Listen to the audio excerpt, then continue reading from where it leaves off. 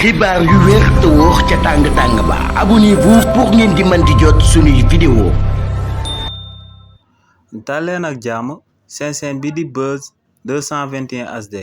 kii di Mimi Touré di actuel au représentant du président de la république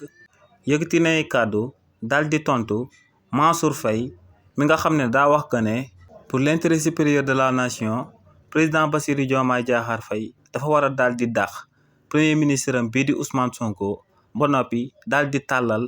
loxoom président Macky Sall bu ko defee réewu Sénégal ci guuta gum daal di dugg dina ci daal di génn si li ni mel kii di Mimi Touré ne Mansour Faye ci weeruñ génn à chaque fois day yëkkati ay kàddu di ŋàññi régime bu bees bu fi daal di nekk ne li ni mel nag du lenn lu dul benn stratégie bi nga xam ne kookee di Mansour Faye daal dina koy adopté pour buñ ko laalee rek mu daal di wax que ne lu mu sonal nguur gu bees gi moom moo sabab ñooñee di asarne wu ci kawam ndax ne kookee di Mansour Faye moom moo gën a xam que ne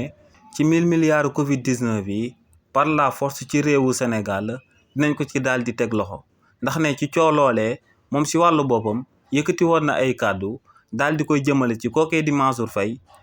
Faye porté woon ko ci plainte pour diffamation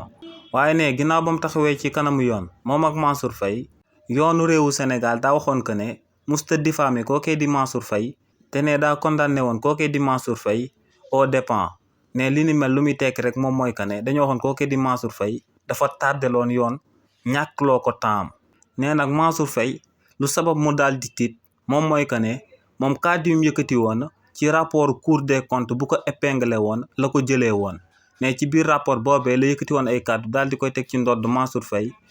Faye yóbbu ko ci kanam yoon daal di condamné Mansour Faye ci wàllu boppam.